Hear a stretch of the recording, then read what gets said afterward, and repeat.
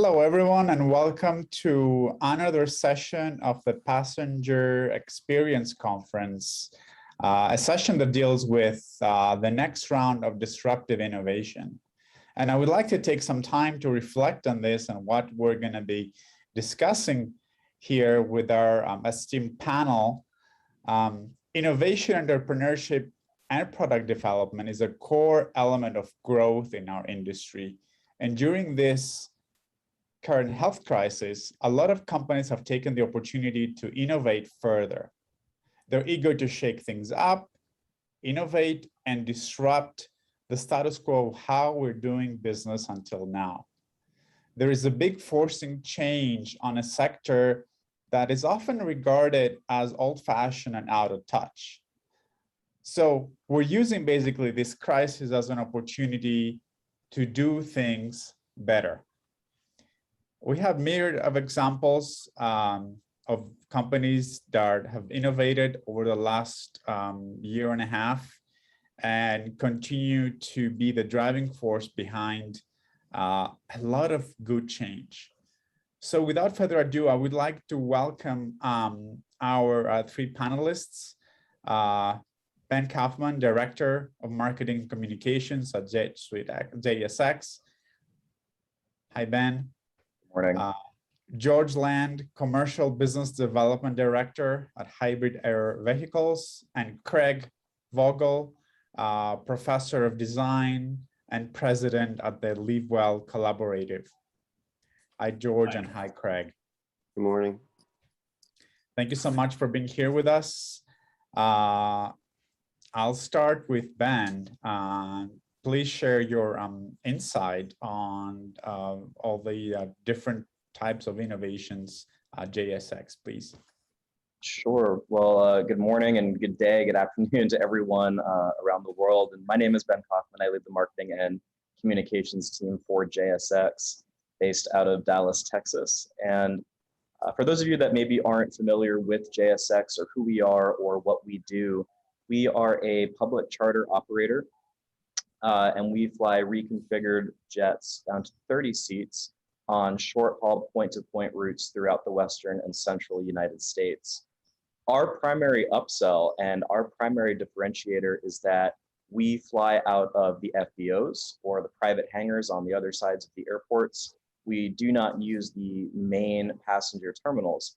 So our customers only need to arrive to the airport, to our check-in facilities 20 minutes before their flight, where they are checked in. They go through a non-invasive security screening, and then they help themselves to some coffee or tea, get on the plane and go. So it's a new category of travel that we're pioneering for just over 5 years now, and we like to call it hop-on jet service. And this is really born out of a need to improve the experience, specifically in short and medium haul travel within the United States, because there's a common frustration point of, let's say I'm flying from Dallas to Austin, or Dallas to Houston, or Burbank to Las Vegas for business, or even leisure. You spend more time dealing with the formalities of these crowded airport terminals than you do actually traveling to and from your destination. And that to us felt like an opportunity not just because it's convenient, but an opportunity because we really felt like one thing that we could do that others could not is give people back their most precious asset in droves. And to us, that most precious asset is time. So our customers save as much as 2 hours, if not more, off of every journey they take on these destinations because they only have to arrive 20 minutes before they fly. They are off the airplane and on their way on the other side seconds after landing. There is no line, there is no hassle, there is no crowd. During the COVID-19 pandemic, what we found is that our model actually lends itself quite well by default and almost serendipitously to this idea of social distancing. That's kind of one of the things our model was designed to do. We have business class legroom and pitch on every aircraft. You're flying with a maximum of 29 other people as opposed to 150 or 200 other people at a time. And one of the things that we did on our Embraer 145 jets, which are built for 50 seats, knowing that we have a maximum capacity of 30, is we started toying with the layout of this airplane. we took all of the right precautions in terms of sanitizing and cleaning and disinfecting and installing the HEPA air filters, all of these added touch points that were very common, not just throughout the air carrier industry, but the travel industry at large. And we thought, well, how can we better utilize this space to even further promote social distancing on board the aircraft? And ultimately, we were able to, without having to realign the flooring of the airplane or change the real bones of the airplane, put into play a new 1-by-1 configuration that increased seat pitch, increased distance between customers, and allowed for an even safer and more exclusive feeling on board the aircraft. And what I would add to that is, when we looked at these different cleaning chemicals and these different options to make sure that our customers are traveling in the safest way possible, what we found is that we were actually one of the only carriers that took the option of independently testing through third-party laboratories the validity of the products that we used on board the airplane to ensure that our customers were safe. It's one thing for us to say it, it's an entirely other thing for us to ensure that we are standing by what we deliver, not just in our marketing and communications messaging, but as our actual brand promise to our customers and our crew members who are out there on the front lines every day. So for us, JSX is one way that the future of travel and the future of innovation has already been disrupted.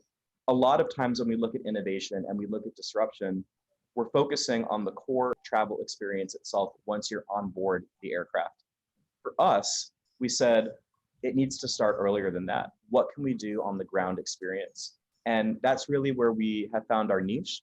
We have customers that love us with an average NPS score of just around 85 to 90 consistently, which is a record high, not just in the aviation industry, but in any industry that applies NPS measuring and metrics. So we're really proud of the work that we've done so far. And of course, we know that the worst possible thing we can do is stagnate. And we're really looking forward to, and I'm really looking forward to the conversation today to see what's on the cards, not just for us, but for everybody about how we innovate going forward. Wonderful. Thank you so much, Ben, for the introduction to JSX. I'm really looking forward to further discussing when we go into our discussion portion of this session. And next, George Land, please. Hi there. Good day, everybody. I'm George Land, Business Development Director of Hybrid Air Vehicles, a company based in the UK. I'm not going to talk too much about it today, but I want to take some of the themes from our product, Airlander, and look at their impact on the passenger. Airlander is a new type of hybrid aircraft, and I'm going to share a picture of it with you now. Our tech has many applications, but it can be used as a very low or zero carbon means of regional air transport. As we all know, decarbonisation is an absolute imperative for this industry. We happen to have an aircraft that can deliver low or zero carbon air transport. So we and others are talking to airlines now on that subject. We will bring that choice to the passenger. Our aircraft's big inside, big outside, and totally different in the way it can use or not use existing airports. When we look back at past large aircraft, most innovations in passenger comfort have not come to reality for most people because the market was driven towards low cost. New types of aircraft may differ there. I want to leave 3 key messages with you that resonate more widely from our product. Firstly, an airport is no longer an airport. In the future, we see that the term airport will be much more widely defined than it is now. We don't need a runway, and nor do many other innovators. We need less space, and we can land on water. For the passenger, we think this will mean more competition, greater choice, and the opportunity to integrate with other means of transport, such as ferries. Secondly, lower carbon can mean lower cost. Wealthy people will always have access to the newest and the best things. The challenge for all forms of aviation is not just to provide new and easier ways for the super rich to move about, but to get to mass mobility and change that day to day. It's easy to think that going green means paying more for fuel and ticket prices than we pay now. Not so. Technological development and green hydrogen have the potential to maintain regional fares where they are now, or even cut them. The passenger does not have to accept higher and higher ticket prices. That is not how innovation is meant to work. So, what stops you taking all the space you can see in our cabin and putting more seats in, I hear you ask? That's where we pause and recognize that genuinely we are going to see new tech in air transport, which is not driven by existing technical norms. Airlander has a large cabin by default, but we cannot load it up with 200 economy seats. So you end up with a 100-seater with an incredibly spacious cabin. The airlines will charge what they can get for that, but the all-in cost is less than the operation of a regional jet. And thirdly, passenger experience is not just about legroom. The experience for the passenger on board an aircraft often boils down to how much legroom do I have and what bag can I take on board? That's how conditioned we are to the norms of airliners now. These are important questions when you know nothing else can be changed. But here are some other questions. Can I board the aircraft quickly and easily without ducking my head or turning sideways just to get down a narrow aisle? Can I travel with far less noise? Why do I have to sit in a pressurized aircraft at high altitude? Can't I travel by air and open the window up? Can I walk around freely without bulking cabin crew? Can I actually see what I'm flying over through huge windows? Passengers are entitled to challenge existing norms, and we as the industry gears up to bring to market the fruit of the most innovative period I have ever known, we hope that the views of passengers do get heard. Thank you, Stathis. Wonderful. Thank you so much, George. Again, I'm now really looking forward to the discussion we're going to be having. So very exciting. Thank you. And next, Craig Vogel, please. Thank you. Good morning, everybody. It's 9:42 here in Cincinnati, so looking forward to sharing my discussion with you. And let me just get this up full screen. So we're here today. I'm here today because the Livewell Collaborative, working with Boeing, has recently won the Crystal Cabin Award for the education category. And I don't know why this is advancing, but it's part of the fun of. So this was a design that we were asked to look at somewhere between what our first presenter and our last presenter was talking about. This is about the near future, and that's what we're asked to look at usually with Boeing when we take on a project. And so what's next? What's possible in the near future, 3 to 5 years? So this was looking at a whole new concept for elevating economy to a level just below business class and giving more options for business class. So these were the value attributes that we looked at for what was driving this. One of the things I had talked about as a question to talk about today is what's human-centered versus technology-driven? And I think in both presenters before me, they've talked about how we need to accommodate the changing needs of travelers.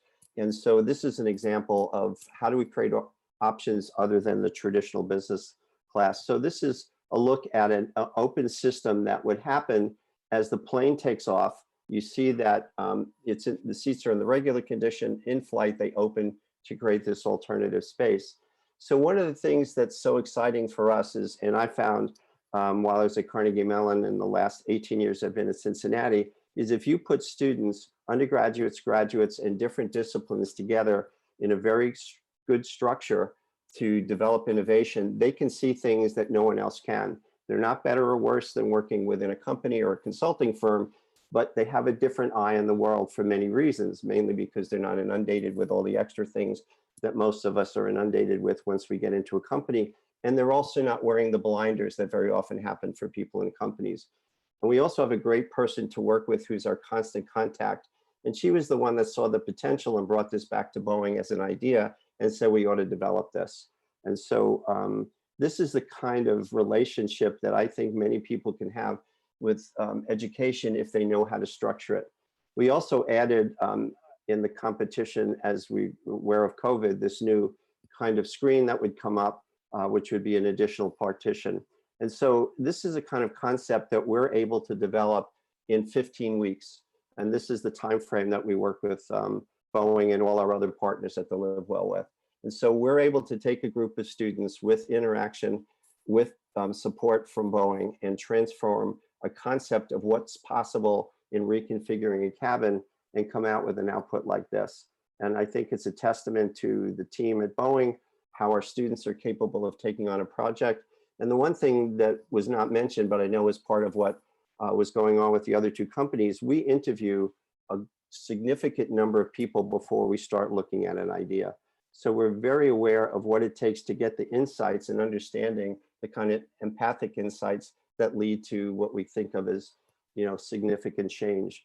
So when we're working on a project like this, we're doing constant feedback with the company and getting more technical support as the ideas evolve, but we're also testing our ideas all through the project with key people. We talk to flight attendants, we go to Cincinnati Airport, we talk to all the people there. We really get an insight and help the students understand the complexity and the breadth of the problems. So it's exciting for me to have been part of working with Boeing for 10 years, and we were semi-finalists twice with Crystal Cabin, and this project was the one that finally went forward. So here's the kind of range. Again, we ask our students not just to dream without any sense of any kind of reality, but we looked at all of these attributes, and this product concept really fits the kind of capability and potential of what could happen in flight. Other projects that we've done with them, my favorite is going with Boeing, looking at the restroom. We've looked at one of the big issues, which I think is a challenge, is that there are more and more people with physical and cognitive challenges flying today than ever before. And we found out that Delta, for instance, has a whole training session just for spectrum autist travelers, so they can train flight attendants to be aware of the issues of that particular challenge. And more people, Paralympics is a great example of how many more people are getting out and doing things. There's whole travel agencies just dedicated to people with disabilities. So last year we did one just on that as well. So that's the kind of range that we're looking at. So I look forward to being part of the discussion, and that's it for me. Here's some visualization of the early concepts using our virtual reality that we're able to use as we're developing the ideas. So with that, I'll end my talk so we can get into the panel. Perfect, wonderful. Thank you so much, Craig. Some very exciting designs there, and congratulations on the Crystal Cabin Awards and all the work that you do. It looks like this is a wonderful panel to basically brainstorm about what the future may hold and where are we really going with all this. But I would like to throw out a question first to Ben and basically ask him, so from a JSX point of view, how do you align your brand promise and the testing and the different types of testing that you mentioned, and how does this reflect into evolving the passenger experience? Sure. So for us, the important thing, and I think not just for us, but for anybody, is to know the customer, right? It's to really start taking a lean into personalization and to getting to know not just who they are, but where they're going, why are they doing what they're doing. So, when we were looking at different ways about finding the right product to deliver to our customer base, we realized that, JSX stands for Joyful, Simple Experience. At the end of the day, we ask ourselves that question every time before we make any decision. Is it joyful? Is it simple? Is it creating a good experience? And are people arriving happier and better than before they left? If we can't answer yes to any of those questions, then it's as simple as saying we're not going to do it. And our CEO, Alex Wilcox, who has come up through the generations of carriers like Kingfisher, JetBlue, Virgin Atlantic, these customer-driven carriers, he takes that very seriously, and it's something that is in the core mission of each and every one of us crew members at JSX. So for us, it all comes back down to those simple three questions. Is it joyful? Is it simple? And is it creating a better experience for people to ensure that they get to where they're going better than they were before they left? That's great. Thank you so much, Ben. And a short question for George. Um, I thoroughly enjoyed your presentation and the way that um, you basically explored how we challenge the norms. And obviously, you know, the health crisis challenged a lot of norms too, and a lot of things that we used to do kind of changed over the last year and a half. So a big question that keeps coming up in our industry is um, how can we be more sustainable? And I know we've been talking about this for decades, and then you know the pandemic hit, and you know sustainability kind of went out of the window. Uh, Yet there are great opportunities, just like the one you presented. So um, my question basically is, how do we continue to challenge the norms and actually finally have a lot of those ideas to take shape rather than just have them on paper as ideas? I think there's a couple of things that I'd like to say there. I mean, I think for a long time, the industry has tended, for cost and other practical reasons, to try and adopt uniform solutions to everything. So when you look, for example, at airport infrastructure, it's geared around aircraft being in certain dimensions, manufacturers build in those dimensions, and actually whether you are a OEM of a small regional aircraft or an intercontinental aircraft, actually your aircraft are technically very the same. And I think one of the things that the industry will have to do to go green, because we know that there are no silver bullets in this industry. And there are certain parts of the industry which are really going to struggle to go green because of technical barriers. So there is no one size fits all on sustainability. But we've got to do something because fuel prices are going to go up. The passengers are going to walk with their feet, and maybe not travel if we don't do something. So I think the key is diversity. I think it is wrong for anyone to say that one technical solution, one innovation, one change can solve the whole problem of fuel burn sustainability. What the industry has to do, and I think it particularly comes to bear when you think about ground infrastructure and airports, we have to embrace the fact that solutions here will be diverse. So there'll be a much less uniform solution to air transport than there is now.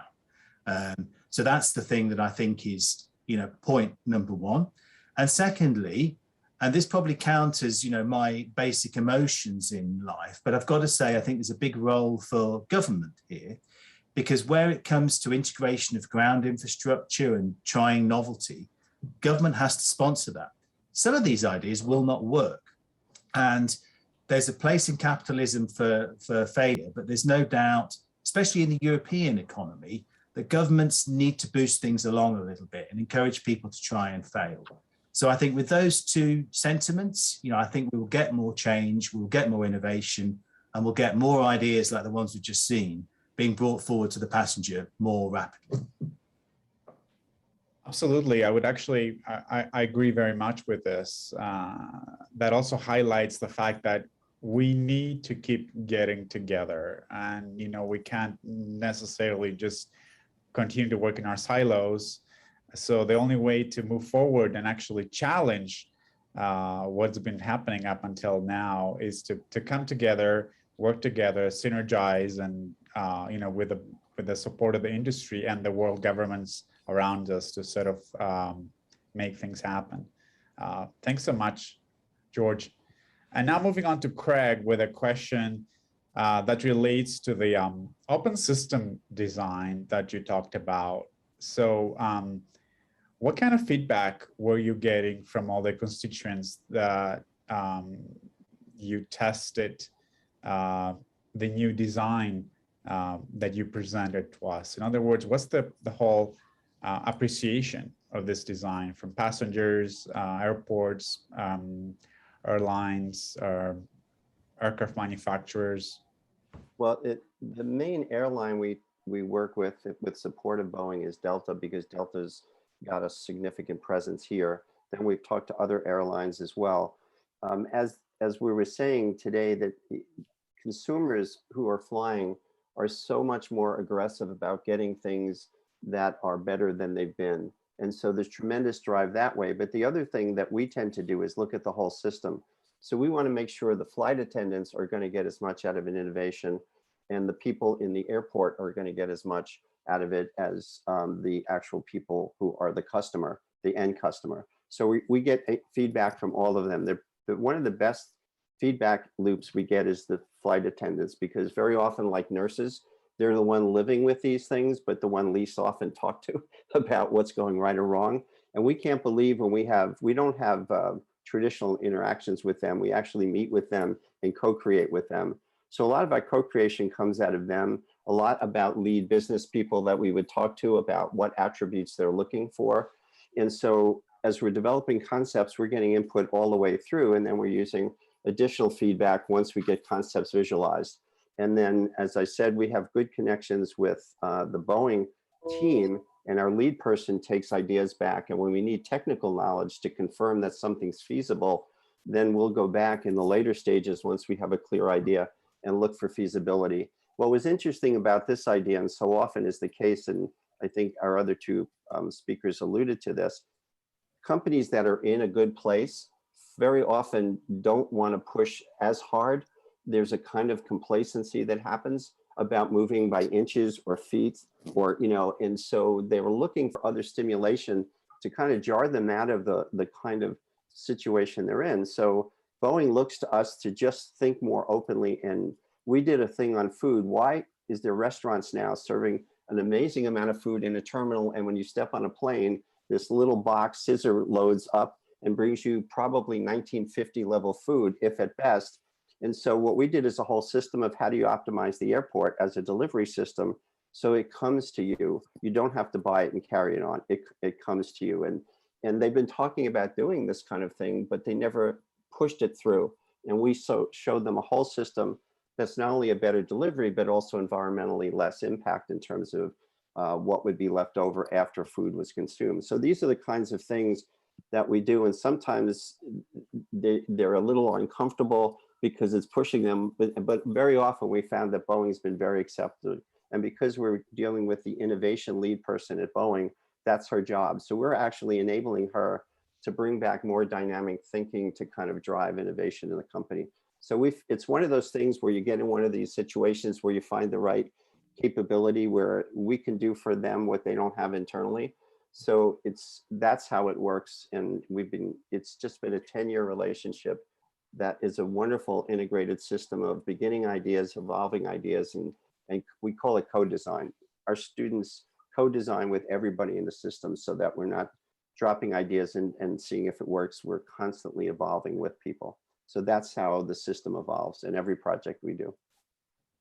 Wonderful. Thank you so much, Craig. And I really like, where we're going with this discussion, because we're really highlighting relationships, and we're highlighting, ways we communicate with humans, whether it's crew, whether it's an airframe manufacturer engineer, whether it's, an executive from an airline company. So what do you think should be done so that as an industry, we can be even more inclusive to all the different voices and stakeholders around air travel, so that we basically have exactly what Ben said earlier on, that joy, that excitement that used to happen, that it's not limited anymore to space, exactly as George highlighted, and bigger windows. And then finally, Craig, using, new thinkers, such as students, to be able to embrace and envision what flying would be like in the future. This is an open question for all three of you. So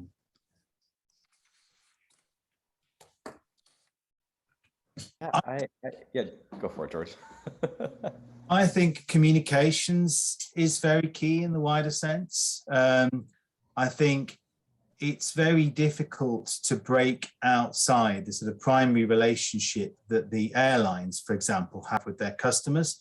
And probably even airports find this actually, that they struggle to talk to their own customers.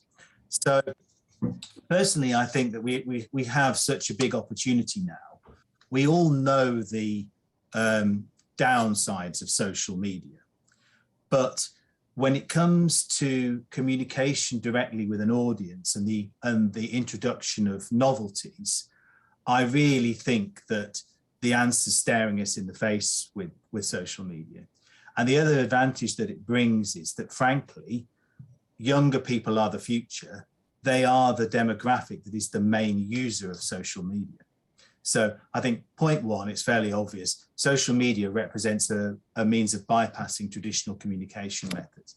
I think the other thing we have to do, and this goes to new types of aircraft and possibly just breaking people out of the mentality of current aviation, we need to communicate with passengers full stop, whether those are road passengers, rail passengers, ferry passengers, or air passengers, because people are choosing to make a journey by a certain mode of transport, and they can be broken out of that, and we can challenge the boundaries of air transport, and maybe even look to expand and eat the ferry's breakfast, or take car journeys out with green aviation. But if you don't address the thing holistically and talk to everybody who's trying to move about, then maybe we will miss something. I think that's a great point. George. Ben, go ahead, please. I have two thoughts on that. And the first one is that I think we have, as an industry, sometimes a fear of ideas and a fear of change, or a fear that it's always been done a certain way. So we have to stay within the parameters of this particular sandbox. And I think what we all have in common on this group is that we can say, that's not the case. There are plenty of other things that we can do, and we can create a completely new sandbox. But there's obviously significant barriers to entry to be able to do that. You need capital, you need people, you need the support of government. You need a lot of different things to be able to do that. There is a lot of red tape to embracing a culture of ideas. But I think that is the most important thing. And some of that comes with a bit of a paradigm shift, I think, as well, because when we talk about practicality, there seems to be this idea that we have to decide straight away whether something is practical or not. And I believe that that's limiting. And one example that I would say is, I had the honor of working at JetBlue for 6.5 years. And one of the tasks that I got to work on was the creation of Mint, which is JetBlue's front of cabin offering. And this was the very early days of this product. What are we going to do? What are we going to make? How are we going to make it? And there was an actual idea that was floated around about beanbag chairs. And, when you really started thinking about, all right, well, why is a beanbag chair comfortable? Why is it not comfortable, right? Some of these actual considerations about the seat that ultimately was designed and put into practice came from takeaways about something as silly as a beanbag chair, right? So it may sound trite to say that there's no such thing as a stupid idea, but there really is not, in that it's about concepts, it's about theories. And, I think at JSX, and for myself personally, we hear a lot about, a return to the golden age of flying, a return to something about the way that things were. And what we're saying is, no, we would prefer to leave that in the past. What's going to happen now is going to be better than the golden age of flying. And that's the kind of forward-looking innovation approach that we want to take and be a part of. Well, and I know that Embraer, I did my research on that for one of the publications, and how they find the niche of saying, we're not going to compete with large jets that comes out of the military in Brazil, and they figured out how to transform that into this new, smaller, a very well-designed fleet of jets, and you're taking full advantage of that, which again, the larger companies, just like when American car companies had problems making small cars until they realized they had no choice. So the bigger airlines are looking big only, and it's harder for them to think effectively small in the way that you have. So you found a really good niche, and we have in CVG, in Cincinnati, we have that alternative airport right by us, and I've flown out of there, and it's just like you say, you drive up, you park in a parking lot, you walk across the parking lot, and 20 minutes later, you're taking off. So it is a great experience, and I think that's a great insight. I think more of those are going to pop up. I thought was really interesting, George, about the image you showed in the beginning, is the whole flight of the kind of Zeppelin flight was canceled just because of one stupid decision to put the wrong gas to create a floating device. And so it took what, almost 100 years to come back with an alternative for passenger flight, which you seem to have done. And I just could not believe the images of that little cabin below, the volume above it. It's a throwback to me with a new interpretation. And the wonderful lounge there looks like just like the images from those early flights where the lounge and those were very similar for the 30s. So it's, to me, going backwards to go forwards is also something we don't do well. And I think seeing the value of something that might have been stopped for the wrong reason and reinterpreting it, I think is something that I'm teaching students to do now. And so I think we need to do more of that as well. So I was very impressed with that. The big thing that I see is the FAA in the United States is a completely out-of-date construct, but it's there for a reason. It's there to prevent, if you have an accident in flight, nobody survives, or hardly anybody, unless you're the one captain who figures out how to land in the Hudson.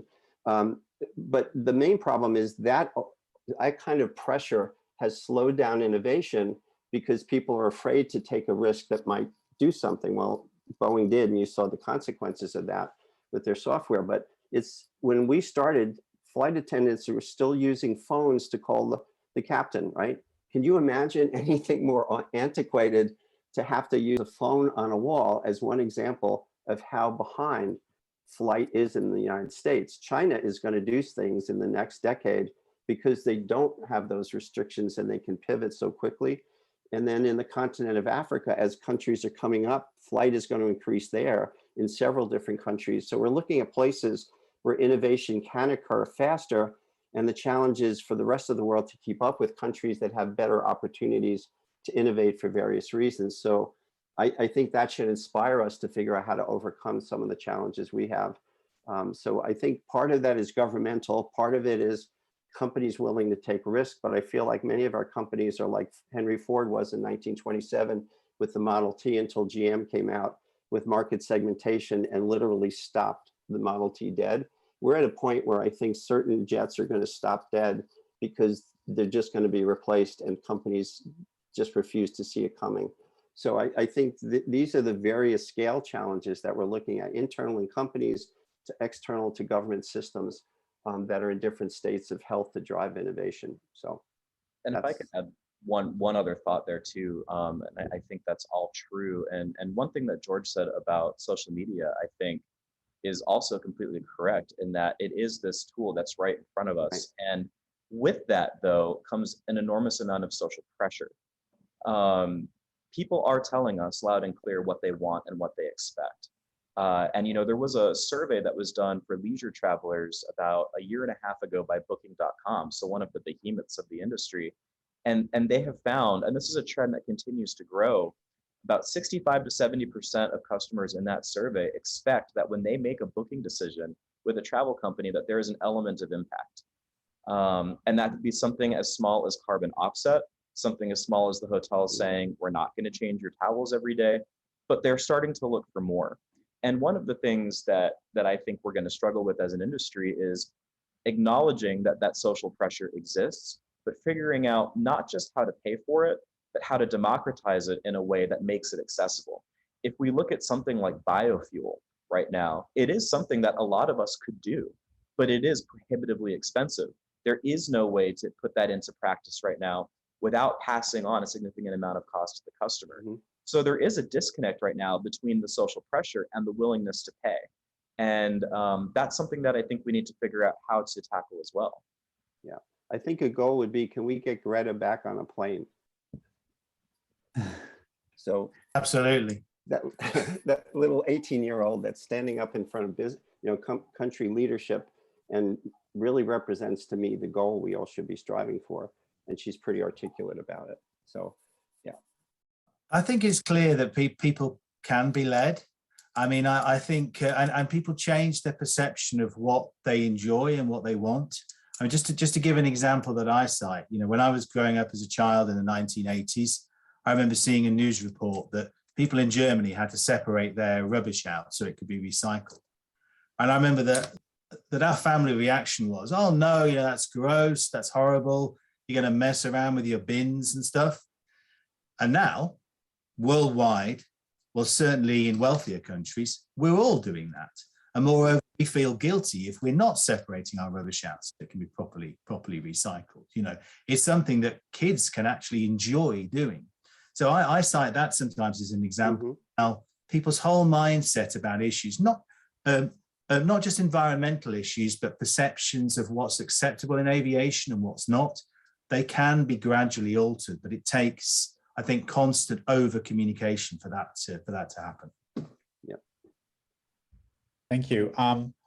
You've all underlined challenges that we have as an industry, and our industry is a very competitive one.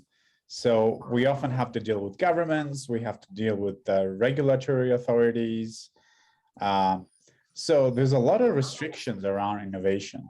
So from your point of view as individuals, how can we basically change things so that we can have real change to be fostered and utilized in our industry from an individual point of view, but also collectively? I think from an OEM point of view and from a corporate point of view, we need to be pretty ruthless, and we need to shop around globally for those places that are willing to try new things out. Now, as an aircraft manufacturer, talking about hybrid air vehicles, our aircraft will be certified in the UK. So we are working with a regulator which adheres to aviation norms. But actually, a lot of our challenges are operational rather than to do with the basic safety of the aircraft. And there, I think a lot comes down to finding those places that are in a condition, willing, funded, and open-minded to try new things out. And you know, we are looking globally now at the best markets for our aircraft, the places with the blankest canvas, the places where they don't care about the norms were. And I think we ruthlessly find those places, we operate there, we prove things, and then we bring them to the more conservative and more established markets. Thank you. And I agree with what Ben was saying. Most people talk about the fourth industrial revolution, which I think is the wrong term. It's what I call a global digital service economy. And when Apple said we're a service company, we're not a computer company. And Johnny Ives left and went to England to work with Prince Charles, which is pretty amazing. You saw, to me, a fundamental shift. If you look at what Ford is now positioning itself as, they're a power source for life. They're not just getting you from one place to the other. When you get there, you can power your whole experience off of the Ford system, one of their trucks. It's a total repositioning, and you see their description of it around being more of a complete service of a lifestyle. What we've been talking about is how can companies like Boeing create a dynamic network of other companies they're working with that they're connected to, that create this complete service. So from the booking to the getting to your hotel, the hotel, these new kind of meta systems of companies owning systems as they're a network rather than a one-dimensional player in a system. And so that's all connected with services. And Uber is a great example. Uber didn't invent a new vehicle. They didn't invent moving people. All they did is come up with a software that you could get a vehicle. And that's a software innovation, not a manufacturing innovation. So to me, the word industrial is totally wrong there. And I think the flight industry, and Ben has been talking about that in the way they deal with their customers, it's so many different ways you can reach customers, and there's so many different services evolving. I think manufacturers need to anticipate service dimension as much as manufacturing dimension. And then also look for these grassroots services that could be totally disruptive, that come out of nowhere, and see them early so they can figure out how to leverage them. And I think that's the name of the game today. It's understanding we're in a global dynamic service system. We don't need to manufacture things the same way. There's no money exchanging direct hands. Everything is done invisibly on your phone or on an iPad or equivalent. And so manufacturing companies haven't made a full shift to that. So I think that's, to me, one of the biggest shifts, mindset shifts that people have to do. And it looks like Ford is doing that very well. And Apple just made more money on their services than they did in any other division of their company last year. So that's a pretty big indicator of where we are. So reflecting on your answers, I wanted to ask you, so as an industry, how can we best communicate and promote such innovative ideas in sustainable aviation systems, hybrid air vehicle, and so forth? So what's the best way to go, basically? This is a tough one, I think, because as we progress further into the digital age, the ability to share information is both as open as it's ever been and also rapidly closing. You have 30 to 40% of people choosing not to share data, who maybe have mistrust about where that data is going or what's being done with it, right? So a lot of the ways in which companies can embrace new technological solutions to get this great kind of information and get the conversation moving in front of people doesn't reach everybody. A significant piece of it goes into a black hole. And so I think one thing that we can do, and that we continue to do, is to really continue to put pressure on the media across different kinds of media and reporting spectrum to be an active part of that conversation.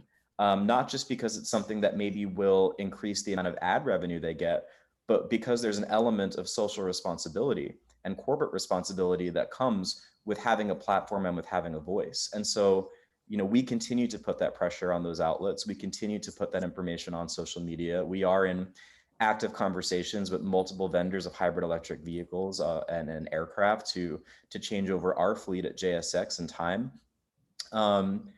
But people also need to be willing to receive that information and tell us how they want to receive that information. So it really does work both ways. But from us, I think we have to burn the candle at both ends and shout it loud and clear from the rooftop so that we throw a lot of things at the wall and hopefully the right things stick with the right people in the mediums that they choose to communicate on. Thank you. I think from our point of view, one of the key things that we've learned as an aircraft OEM is that we have to be good at being an aircraft OEM. So there's a limit to the extent that we can be a service company, or, when you walk into our building, the truth is you see a lot of aircraft engineers. And why wouldn't you? Because we're an aircraft OEM and that's what we do. But the key thing, I think, when it comes to communication is that partnerships are very important when you have a new product or a new service.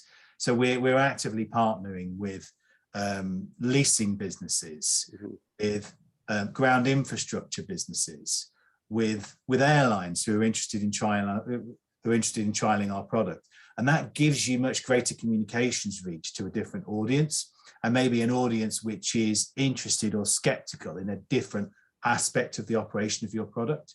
So I think realizing that and not trying to do everything internally, but reaching out to other companies that can be your future suppliers or partners and getting them involved in communicating the message about your product, I think is really key. And I think the other key thing, this is a global industry and people do look internationally, is we just have to demonstrate things. If you can show people that it works here, it's in service here, people are using the product, it's making money, it's beating customer expectations, then something that's good in Taiwan is good in Tennessee. I think we have to demonstrate things and then carry them globally. If you go on the look at the Starbucks website and show how they create a presence from the coffee you drink to everything that they do in their company to get that coffee to you, but then how they support communities, how they support different kinds of levels of individuals that work for them. It's a pretty dynamic website and a beautiful example of a cultural system company that's looking at the big picture as well as the direct experience. And you're seeing a lot of companies doing this very well. And when we looked at Airbus website, what they've done is they've got a whole section of where they're partnering with the whole airport system. And again, they don't own it. They don't want to buy it. Like you're saying, George, they know now that they have to link with everybody in the system, and they have a whole piece just about that. And I think that that kind of scale of relationship is important. We work with P&G, and P&G is part of an international organization just dealing with the issue of water. So the two-pack challenges for P&G is water in manufacturing and water in the contents of their products that they sell. And they're constantly looking for ways to be more effective. But since this is a global problem for all these companies, they've come together as an international organization just to look at this and share ideas. The problem is that nobody can write about it, because every time someone goes to write about it, newspapers won't print it because they think they're green selling the company. So it was really funny at this conference when a faculty member said, I wanted to write an article, but no one would take it.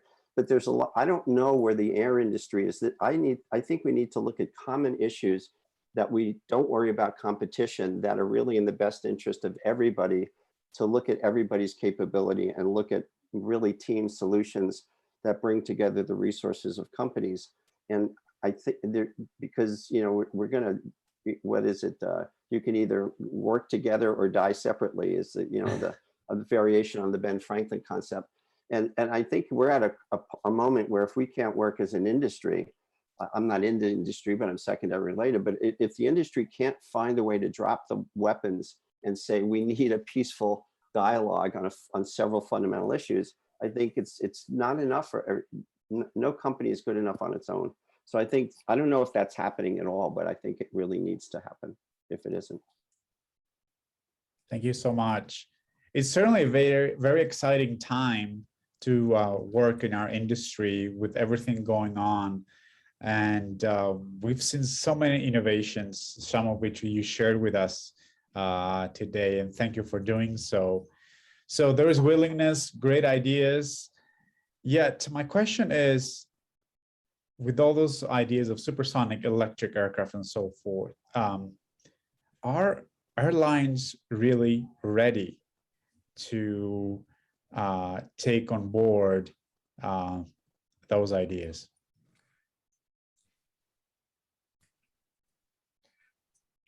They're a mixed. Sorry, go ahead, George.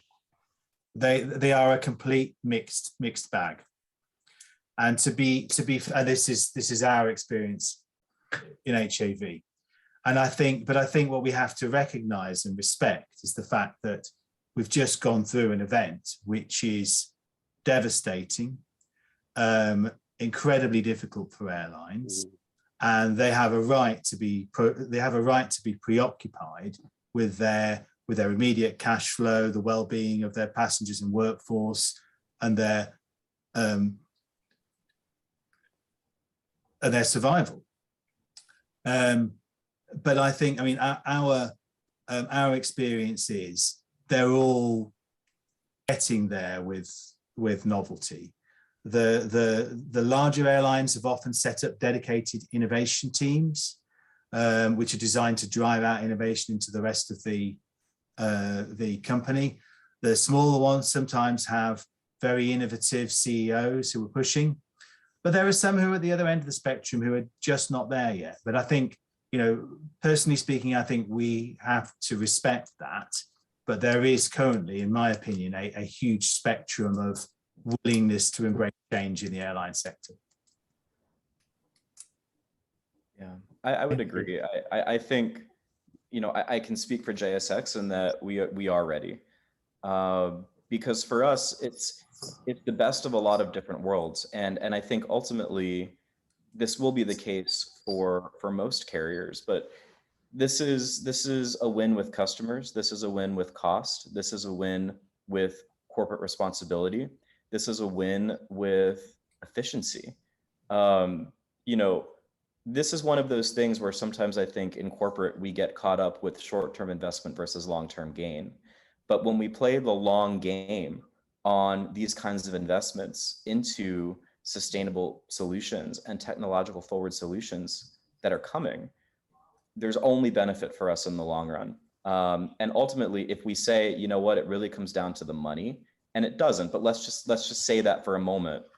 In the long run, we have everything to gain, because we will have better solutions. And it's not just about the efficiency of let's say, fuel versus electricity. It's about the efficiency of what you're using on the ground. It's the efficiency of how you're using your space. It's the efficiency of your catering cost. It's the efficiency of how much can your crews do in a single day in one duty period, right? There's efficiency to be had across the board. And I would challenge the manufacturers to really start thinking more broadly in the way that they communicate to their potential clients about expanding these efficiencies. It's not just about the investment of the materials. It really is about a full system reset for the entire way that the company operates. Mhm. And I had sent the question about what's human-centered versus technically driven. I do think that this is about really creating human-centered systems that then technology comes to solve. And my favorite definition of design is from Herbert Simon, a Nobel laureate out of Carnegie Mellon. He says, design is the changing of existing situations into preferred ones. And the problem has been the definition of existing and preferred. And what we've ended up with is many unintended consequences out of change historically as predicted positives. And our ratio has to get a lot better in terms of creating change that doesn't create unintended consequences. And that creates a new kind of thinking for me. And that's what we're trying to do when we approach opportunities.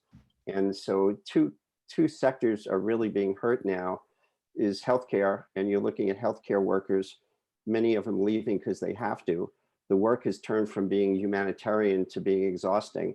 And then in flight attendants, they've gone from, when we interviewed Delta 2 years ago, 18,000 candidates every year to be a flight attendant, to where flight attendants now worry whether they're going to have to be in combat on a flight because someone isn't going to wear a mask. And these are interesting changes that we're seeing in systems that we have to really start to understand the short-term and long-term impact. Deming said it's not people, it's systems that are the cause of poor performance. And our systems have to catch up with the change, and it's really hard. And I would just recommend everybody to read the book, Thank You for Being Late. I think it's one of the most intelligent descriptions of the change we've gone through as a world. And Friedman is one of the best, most intelligent writers about how things change. And I think it's a literacy that we all need to start developing, and how fast change is happening around all of us, and how do we develop better ways of managing speed of change. So I'll stop there.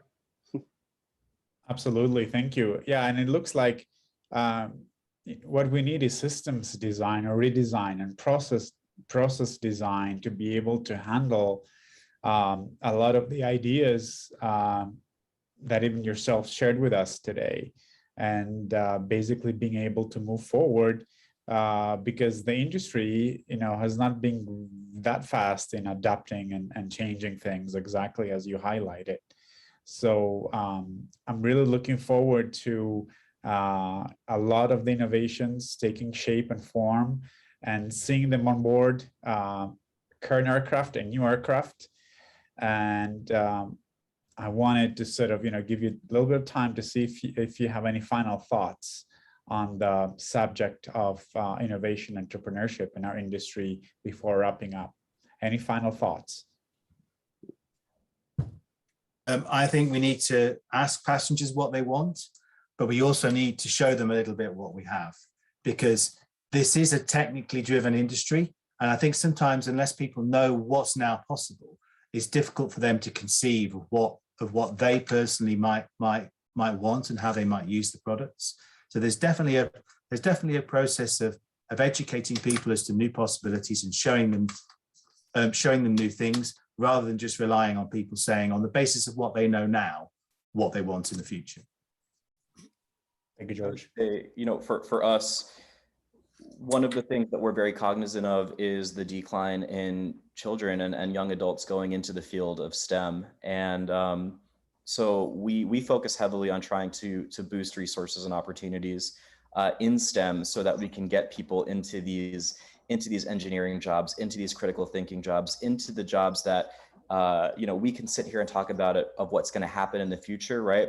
But there is a generation coming up and future generations coming up that will be able to take the reins and run with it. So I would just encourage not everyone to just be a part of the conversation, but to think about how do we further the conversation and ensure that the baton continues to get passed towards innovation, and to really invest within your companies in STEM to ensure that future generations have the ability to be a part of the conversation and come up with new ideas.